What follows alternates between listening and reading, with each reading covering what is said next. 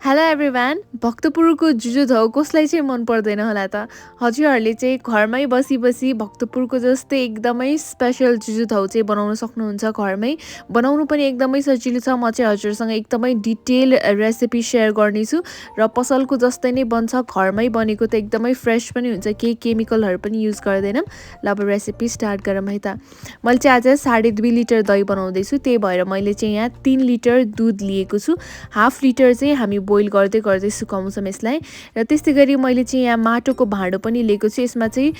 2.5 litre जति अट्छ त्यही भएर यो लिए हजुरसँग चाहिँ माटोको भाँडो छैन भने प्लास्टिकको भाँडोमा नि जमाउन सक्नुहुन्छ तर भक्तपुरको स्पेशल जुजु धौ चाहिँ माटोकै भाँडामा बन्ने भएकोले मैले चाहिँ यहाँ माटोको भाँडा किनेर ल्याएर चाहिँ बनाउँदैछु र यहाँ चाहिँ एउटा कराईमा पहिला थोरै पानी हाल्ने त्यो तल नटासियोस् भनेर र त्यसपछि यहाँ म दुध एड गर्दैछु 1 लिटर दुध चाहिँ मैले डिप फ्रिजमा हालेर थिएँ कि फ्रिजरमा त्यही भएर यसमा चाहिँ हल्का आइस छ र यो चाहिँ अब बोइल गर्दा गर्दै यो मेल्ट भइहाल्छ सो यो चाहिँ हजुरहरूले पनि घरमा यसरी एकचोटि बनाउन सक्नुहुन्छ एकदमै सजिलो छ बनाउनको लागि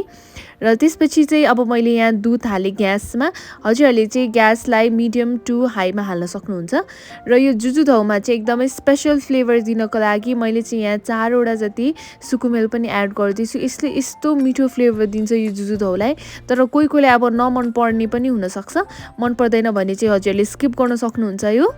हेर्नुहोस् यो दुध चाहिँ अहिले यतिको छ यसलाई चाहिँ अब मिडियम फ्लेममा यसरी चलाउँदै चलाउँदै यो तरहरू चाहिँ केही पनि निकाल्नु पर्दैन तरहरू निकाल्यो भने फेरि मिठो बन्दैन त्यही भएर हजुरहरूले चाहिँ तर ननिकालिकन यसलाई बोइल गर्दै गर्दै चलाउँदै चलाउँदै यसलाई चाहिँ सुकाउनुपर्छ हाफ लिटर जति सुकाउनुपर्छ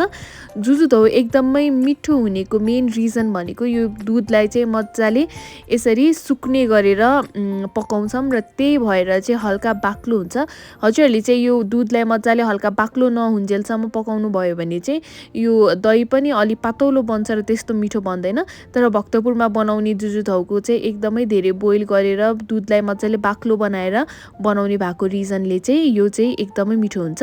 ल निश्चय यहाँ दुध सुकिसकेको छ अहिलेको भन्दा यो स्टेजमा चाहिँ हजुरहरूले चिनी हाल्नु होला चिनी हाल्दै हुनुहुन्छ भने हजुरहरूले 1 लिटर दही बनाउँदै हुनुहुन्छ भने चाहिँ 1 कप जति चिनी हाल्नु होला र यदि चाहिँ धेरै गुलियो मन पर्दैन भने 3/4 कप पनि एड गर्न सक्नुहुन्छ तर आज चाहिँ म यहाँ चिनी नभएको दही बनाउँदैछु यो माटोको भाँडोलाई चाहिँ मैले एकदमै राम्रोसँग पखालेर चाहिँ पानीमा एकैछिन छोडिरहेको थिएँ त्यही भएर यसमा चाहिँ पानी नहोस् भनेर अब ग्यासमा चाहिँ यो माटोको भाँडोलाई एकैछिन यसरी हिट दिएर चाहिँ सुकाउनु पर्छ हेर्नुहोस् यतिको भइसकेको छ र यहाँ चाहिँ अब यो दुध पनि रेडी भइसकेको छ यो रेसिपी चाहिँ खासमा मलाई मेरो मम्मीले सिकाउनु भएको हो र आज मेरो मम्मीले नै बनाउँदै हुनुहुन्छ यो चाहिँ सो यहाँ चाहिँ अब स्टिलको कप लिएर त्यो हाम्रो रेडी भएको बाक्लो दुधलाई चाहिँ यसरी भिडियोमा देखाए जसरी ग्लासमा लिएर यसरी गर्नुपर्छ यसरी गर्दाखेरि चाहिँ यो मजाले फिज आउँछ र यसले चाहिँ एकदमै मिठो पनि हुन्छ यो दही चाहिँ आज चाहिँ यहाँ घरमा चाहिँ धेरै जसोले चिनी खानुहुन्न त्यही भएर चाहिँ मैले चिनी नभएको बनाउँदैछु हजुरहरूले चाहिँ चिनी भएको बनाउँदै हुनुहुन्छ भने चाहिँ 2 कप र 4-5 चम्चा जति चाहिँ चिनी एड गर्न सक्नुहुन्छ है त र त्यसपछि चाहिँ अब यो फिज आएको दुधलाई चाहिँ यसरी भिडियोमा देखाए जसरी फेरि माथिबाट चाहिँ यसरी एड गर्नुपर्छ यसले गर्दाखेरि चाहिँ त्यो जुजु धौमा स्पेसली माथि जुन लेयर बनेको हुन्छ म अहिले भन्छु हजुरलाई सो त्यस्तोवाला चाहिँ भन्छ र यहाँ मेरो मम्मीले चाहिँ बनाउँदै हुनुहुन्छ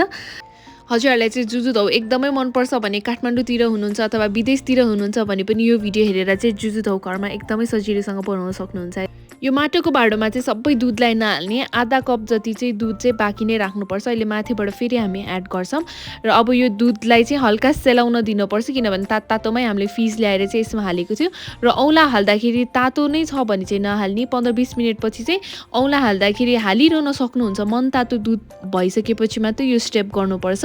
यो आधा कप बाँकी रहेको दुध भयो र यसमा चाहिँ अब 3 चम्चा जति मैले चाहिँ यहाँ दही पनि एड गर्दैछु यो चाहिँ मैले प्लास्टिकको भाँडोमा किनेर ल्याएको दही हो र यो दुधमा चाहिँ मजाले यसरी मिक्स गर्दैछु राम्रोसँग मिक्स गर्नुपर्छ हजुरहरूलाई चाहिँ आजको यो भिडियो मन पर्यो भने मेरो युट्युब च्यानललाई चाहिँ सब्स्क्राइब गर्न नबिर्सिनु होला र भिडियो मन परेमा यो भिडियोलाई लाइक र सेयर पनि गरिदिनु है त हेर्नुहोस् त अब यो दुध र दहीको मिक्सचरलाई चाहिँ यसरी माथिबाट एड गर्दैछु र यहाँ चाहिँ अब यसलाई छोप्न पर्छ र छोपेर चाहिँ यसलाई अब भुसहरू छ भने भुसमै हाल्दा पनि भयो नभए चाहिँ हजुरहरूले नर्मल यो हाम्रो ओढ्ने पुरानो ब्ल्याङ्केटहरू जुन छ हो त्यो चाहिँ पनि हाल्न सक्नुहुन्छ। अब अहिले विन्टर सिजन त सकिसकेको छ, सो पुरानो ब्ल्याङ्केटहरू चाहिँ हजुरहरूले यसरी दहीमाथि हालिदिने र यसलाई चाहिँ 4 घन्टासम्म चाहिँ छोपेर राख्नुपर्छ।